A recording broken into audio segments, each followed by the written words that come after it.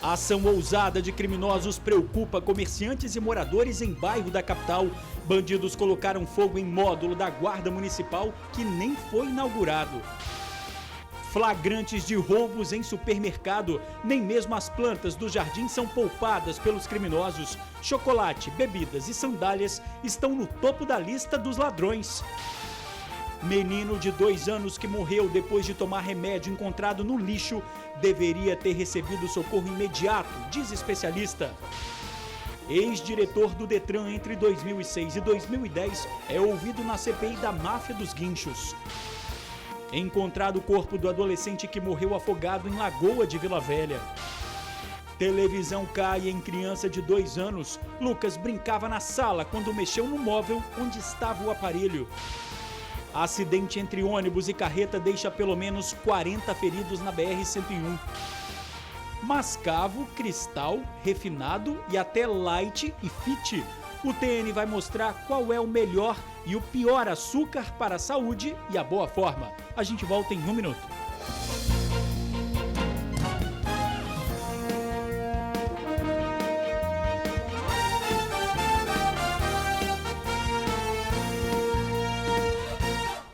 Olá, boa noite.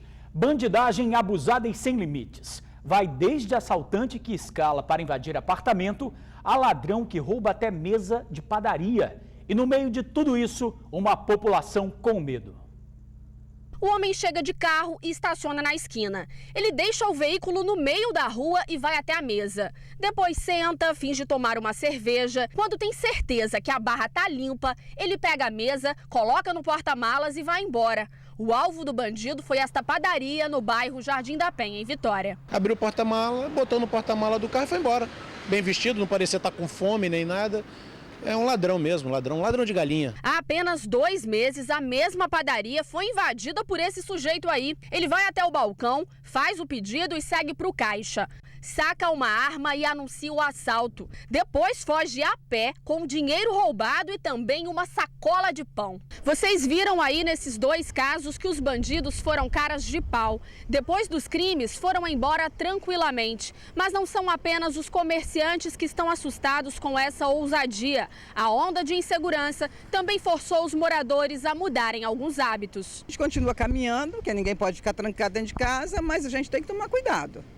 Você fica sempre alerta, se vem alguém de um lado, você pula para o outro. Entre os moradores, a sensação de insegurança cresceu após as invasões do chamado Homem-Aranha. Aquele bandido que chegou a escalar até o 4º andar para roubar os apartamentos. Ele foi preso, mas o sentimento de impotência continua. Precisa melhorar a questão de segurança de madrugada, do horário de 11 da noite às 6 da manhã, entendeu? Precisa a questão da iluminação pública, está melhorando. O principal ponto hoje que a gente acha que tem problema dentro do bairro é na questão da ponte da passagem. Ali é um lugar que a entrada e saída da marginalidade principalmente passa por ali. Para tentar amenizar o problema, a prefeitura instalou um módulo da Guarda Municipal no local. O espaço ainda nem foi inaugurado e já está assim, foi alvo de vandalismo. Nós estamos aguardando a resposta que foi pedida à polícia. A morte de uma criança de 2 anos que tomou um medicamento encontrado em um terreno chama a atenção para o descarte irregular de remédios. Para especialistas, o socorro precisa ser imediato. O terreno é uma área particular que fica em Balneário Carapebus, na Serra. Essa é uma área que é usada como lixão. E foi aqui que Fernando, uma criança de 2 anos e 7 meses, engoliu 4 comprimidos de um determinado medicamento, pensando que fossem balas. Quando eu vi, ele já estava tomando o último. Eu peguei da mão dele, aí quando eu entrei, ele pegou de novo. Segundo vizinhos, a família ligou para o SAMU, que teria orientado que entrassem em contato com o centro de intoxicação. A informação foi que teriam que esperar para ver qual seria a reação da criança. Mas só que Fernando acabou morrendo. Quem estava presente disse que por enquanto, ele estava brincando, estava comendo. E quando a medicação fez efeito, ele ficou molinho, começou a suar frio, as mãos suavam e esquentavam ao mesmo tempo. E aí foi que começaram a correr com ele para o hospital. Ainda saiu dentro do carro tomando água, né? Ela tentando dar água para ele e mantendo ele acordado, só que aí não deu tempo mais. A coordenação do Centro de Intoxicação enviou uma nota dizendo que acompanhou o caso tanto no primeiro como no segundo contato com a família. Quando a criança começou a apresentar suor e sinais de sonolência, a orientação foi que procurassem o serviço de saúde que estivesse mais próximo. O Tocsem disse ainda que acompanhou o atendimento do menino, mas esse especialista diz que o socorro deveria ter sido imediato. Dependendo do medicamento, não há tempo hábil para resposta melhor de intervenção, que seria uma lavagem gástrica, uso de carvão ativado, observação dessa criança. Então, de maneira alguma, induzir vômitos para isso ou tomar leite achando que vai atenuar o efeito do medicamento. Nesse caso, deveria ter sido feita uma intervenção imediata, a fim de ou observar ou fazer as medidas cabíveis de reversão. No terreno baldio, nossa equipe mostrou vários medicamentos jogados no meio do lixo, o que nunca deve acontecer. Eu achei muitos, de anticoncepcional para cima. Amiodil, pressão alta, coração, disfunção renal, tinha muita coisa. Consequência de pessoas que sabem possa fazer um medicamento, descartar no local certo. É uma responsabilidade, né, da pessoa jogar um remédio, assim, onde é que tem sangue de criança, né? Muitas pessoas têm farmácias em casa, aguardando muitos medicamentos com prazo de validade em vencimento ou não, e que isso facilita, infelizmente, os quadros de intoxicação, tanto em crianças quanto em adultos. A Prefeitura da Serra disse que o descarte deve ser feito em unidades de saúde. O dono do terreno foi autuado, multado e orientado para cercar o local. Flagrantes de roubo em supermercado. Carne escondida na caixa de papelão, sandálias para o maridão e estoque de desodorante. Muitos furtam para sustentar o vício, outros nem se sabe por quê. Veja só o que este homem faz durante a entrega. Depois de descarregar o material, ele pega uma caixa do produto e bota de volta no caminhão. Alguns furtos, como este, só são descobertos através de gravações.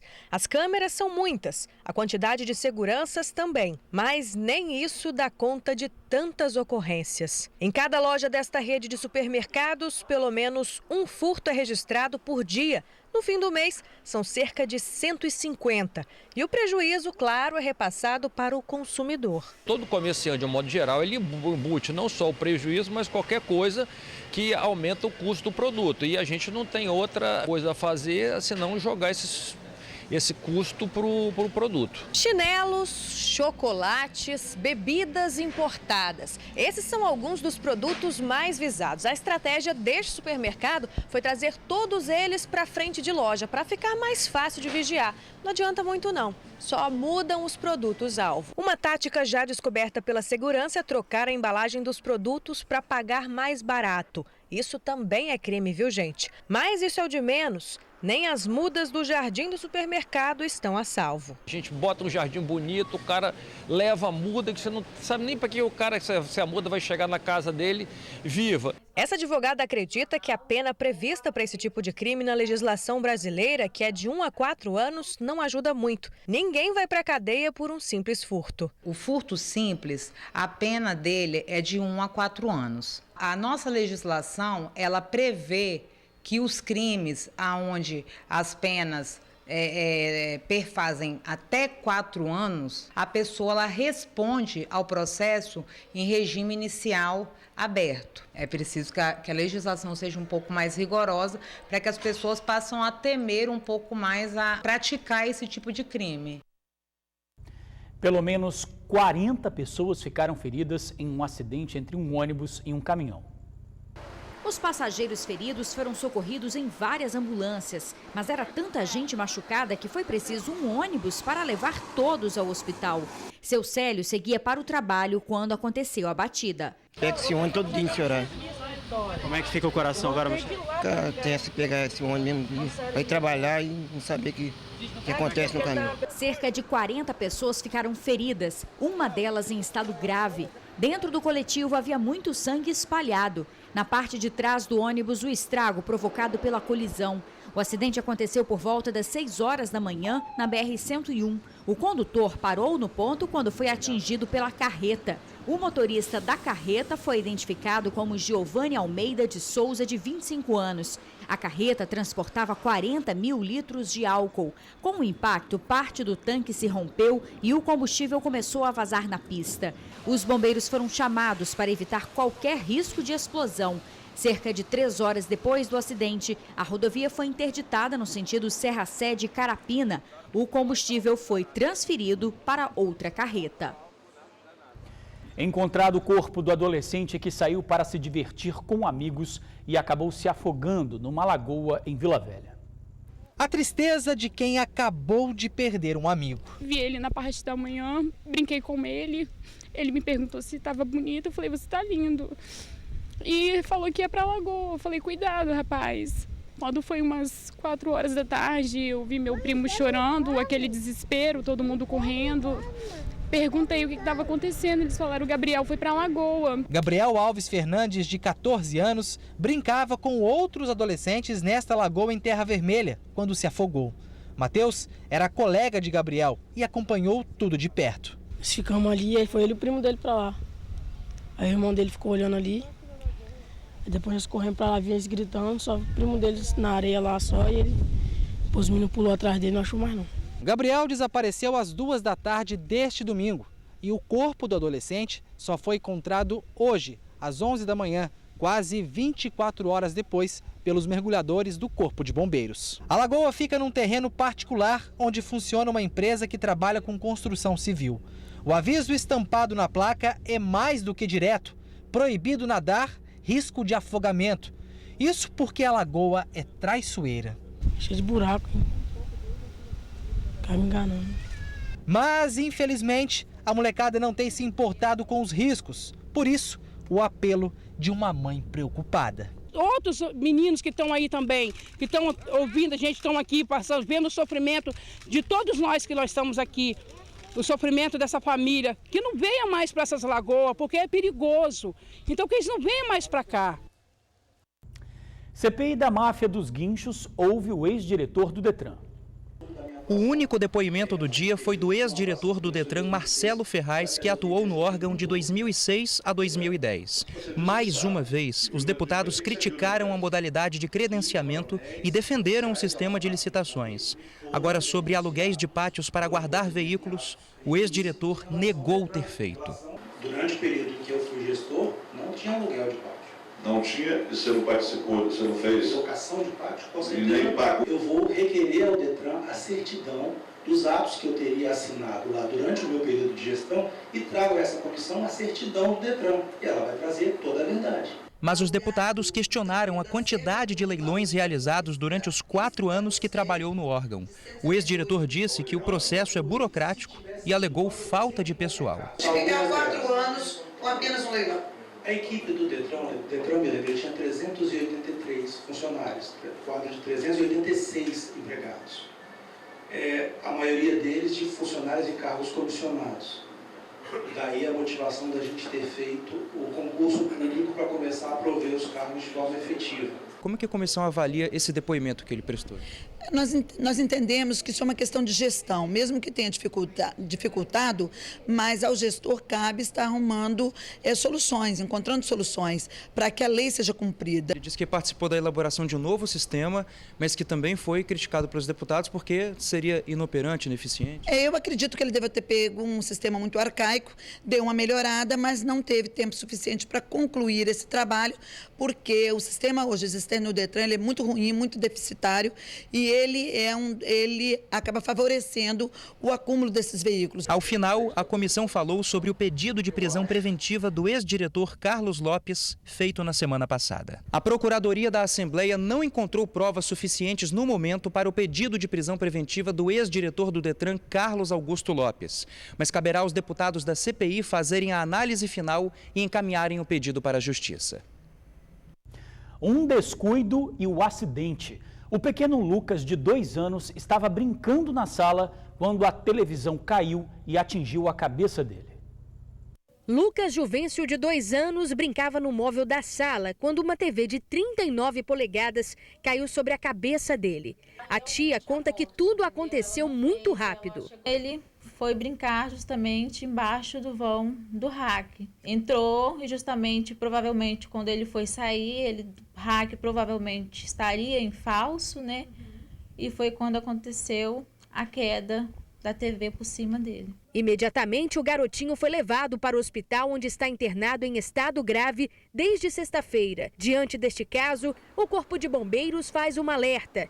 O perigo para uma criança pode estar em qualquer lugar da residência. Buscar compra de móveis com as curvas arredondadas, não com as curvas com as suas pontas. É necessário que se tenha também dentro das casas grades de proteção, telas de proteção para impedir que as crianças se projetem para fora. E no caso mais específico, voltando a essa questão da televisão que caiu sobre a criança, é importante relatar que existem móveis adequados para suportar o peso e também o tamanho de televisores, de aparelhos de som, de aparelhos eletrodomésticos, ou seja, nós temos que impedir o acesso das crianças e que a força física dessas crianças não seja suficiente para projetar o móvel, projetar um aparelho de TV ou qualquer outro objeto por sobre ela. Caso seja necessário agir, o major ressalta a importância de receber as orientações corretas do Corpo de Bombeiros enquanto o socorro médico não chega. Qualquer ação incorreta pode colocar em risco a vida da vítima. A primeira situação emergencial é ligar para um socorro especializado, para ter uma orientação precisa do que deve ser feito.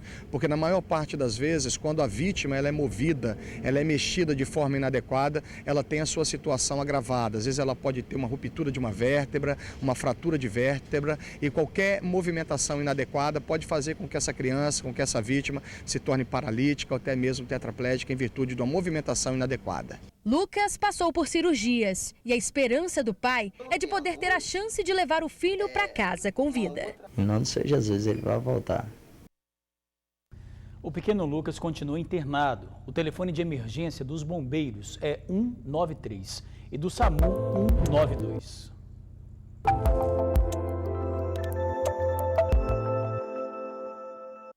Agora vamos adoçar um pouquinho o nosso TN sem deixar a saúde e a boa forma de lado. Não é preciso abrir mão do açúcar na busca por uma dieta saudável. A variedade de açúcares é grande, cristal, refinado, orgânico e até light. Tenho mascavo, eu só não tenho açúcar regular e uso alguns adoçantes também. A gente compra só açúcar refinado e a gente acaba usando mais adoçante. E dúvida é o que não falta quando o assunto é o açúcar. Tenho neném pequeno, eu não dou açúcar para ele nenhum. Qual seria o melhor começar a introduzir na alimentação dele, essas coisas. Eu tenho uma dieta de hipoglicêmica, eu tenho que consumir pouco açúcar. Então eu queria saber o que tem realmente o teor mais baixo. O mais importante é tentar evitar ao máximo a introdução do açúcar, principalmente quando já é criança, tentar evitar adoçar de qualquer maneira a mamadeira ou o suco, o mais natural possível, porque a criança já vai acostumando com esse paladar mais natural. Isso mesmo, além de ingerir o mínimo possível, o ideal é investir em açúcares mais saudáveis, como o mascavo, o demerara e o agave, que é uma espécie de calda. Qual seria o açúcar mais natural? Que não passou por aquele processo de refinamento, que aí você acaba perdendo muitos nutrientes, principalmente vitaminas e minerais. Então seria o açúcar mascavo mesmo. Esse é o mais indicado para ser utilizado. O demerara, ele vem da cana-de-açúcar, mas ele é mais saudável do que o refinado, do que o açúcar cristal. E o agave seria o mais interessante de todos, porque realmente ele vem de um cacto, e aí o índice glicêmico dele, aquela carga glicêmica que você sobe muito rápido a quantidade de glicose no seu sangue, seria muito reduzida. Então, o mais indicado seria realmente o agave. Mas e o açúcar cristal? Ele é bem conhecido, não é de todo bom, mas ainda não está na lista dos vilões, que é liderada pelos açúcares refinados. O açúcar refinado é péssimo, assim, ele sobe muito rápido a glicose e, além disso, provoca inflamações no nosso corpo, né? E ajuda a acumular gordura localizada e você não tem benefício nenhum. Tem aquele açúcar que você olha na prateleira e acha que ele é super saudável, que você pode utilizar na sua dieta. A gente diz que parece, mas não é, que é o açúcar fit, light, magro. Por que não, doutora? Então, esse tipo de açúcar fit, light, magro, na verdade, ele é açúcar refinado, né, que não tem benefício nenhum para a saúde, e eles acrescentam aí um adoçante para realmente reduzir o valor calórico. O mel é um tipo de açúcar super saudável, uma boa dica de substituição nutritiva. Lembrando que é sempre bom dar prioridade aos orgânicos. Tem outros benefícios do mel que aí você agrega à sua alimentação. Mas de qualquer maneira ele tem uma quantidade também de glicose, quer dizer, ele sobe também a glicose um pouquinho mais e ele vai ter uma certa caloria. E depois dessa verdadeira aula sobre os açúcares, agora é só escolher o seu. Pouquíssima quantidade num suco, de repente, ou num café, depois de um almoço, ou no café da manhã que tenha mais proteína, proteína e fibra, para você evitar que faça aquele pico insulínico. E a seguir, adolescente de aldeia indígena desaparece. A gente já volta. Uma adolescente de 13 anos que mora na aldeia indígena em Aracruz está desaparecida há uma semana. Maria Paula Rodrigues foi vista pela última vez em Barra do Riacho. Ela estava com amigas. Uma delas contou que 4 homens em carro abordaram o grupo, mas apenas Maria Paula aceitou entrar no veículo. Quem tiver informações pode avisar a polícia pelo 181. Para você, uma boa noite. Até amanhã.